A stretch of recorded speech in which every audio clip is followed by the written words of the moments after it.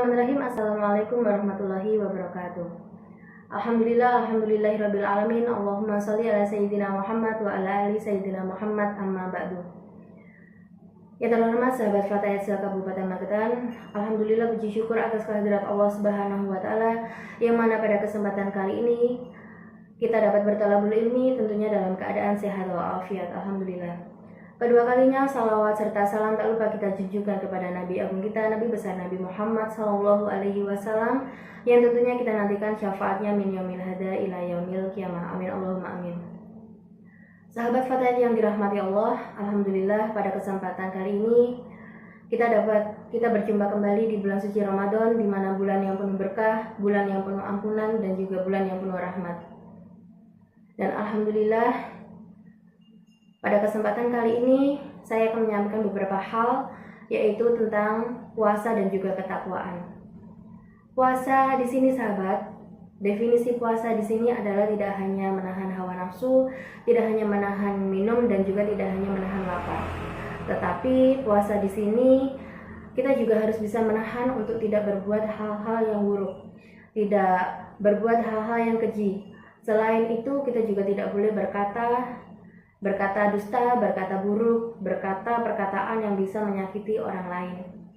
Nah, jadi ketika kita menjalankan puasa, kita harus bisa menahan amarah, menahan untuk tidak berbuat keburukan.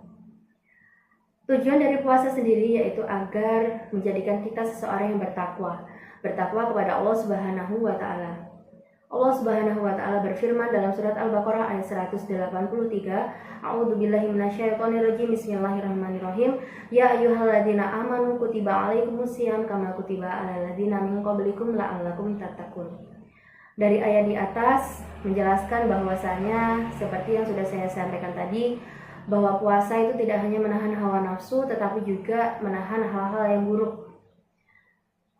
Ketika ada seseorang yang berpuasa tetapi tetap melakukan keburukan, tetap berkata dusta, tetap berkata kotor dan menyakiti hati orang lain, bagaimana puasanya? Maka Rasulullah Shallallahu Alaihi Wasallam mengingatkan bahwa apabila ada seseorang yang berpuasa tetapi tetap melakukan hal-hal yang keji, maka tiada pahala baginya. Artinya puasa yang dilaksanakannya adalah sia-sia. Maka supaya puasa kita tidak sia-sia, maka jangan sampai kita seperti itu. Artinya jangan sampai ketika kita berpuasa tetapi kita tetap berkata dusta dan juga melakukan hal-hal yang buruk. Saya percaya dan saya yakin bahwa sahabat-sahabat semua pasti bisa membedakan hal yang buruk dan juga hal yang baik. Mana yang harus dikerjakan dan mana yang tidak harus dikerjakan. Selanjutnya definisi takwa sendiri di sini sahabat. Takwa itu adalah menjalankan perintah Allah dan menjauhi larangannya. Dan takwa di sini dibangun dari beberapa hal, yaitu introspeksi diri. Yang dimaksud dari introspeksi diri ini adalah melihat diri sendiri bahwa sejatinya manusia itu tidak luput dari kesalahan dan juga tidak luput dari dosa. Maka bagaimana caranya supaya kita bisa terhindar dari dosa-dosa? Yaitu dengan memperbaiki diri kita sendiri, memperbaiki kesalahan-kesalahan mungkin yang pernah kita lakukan, kita perbaiki dan tidak diulangi kembali. Maka itu baru bisa disebut sebagai insan yang bertakwa, memperbaiki diri kita sendiri, menjalankan kebaikan, perintahnya Allah dan juga menjauhi larangannya Allah. Dan yang kedua yaitu mengingat dan bersyukur atas nikmatnya Allah. Mengapa kita harus bersyukur dan mengingat nikmat-nikmatnya Allah? Karena Allah Subhanahu wa taala telah memberikan kita banyak nikmat yang dimana nikmat itu tidak bisa dihitung oleh matematika manusia.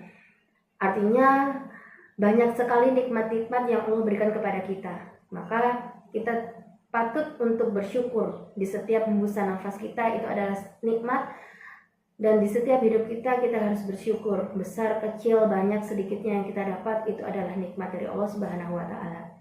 Dan yang terakhir yaitu mengingat mati, di mana sejatinya setiap manusia yang hidup itu pasti akan mati. Dan ketika kita mengingat mati, maka kita tidak akan pernah untuk melakukan larangan-larangannya Allah dan senantiasa melakukan perintah-perintahnya Allah.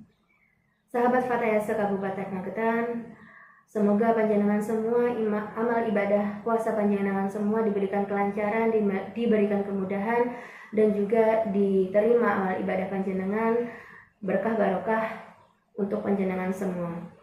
Itu saja yang bisa saya sampaikan, kurang lebihnya mohon maaf. Wallahul muwaffiq ila aqwamit thoriq. Wassalamualaikum warahmatullahi wabarakatuh.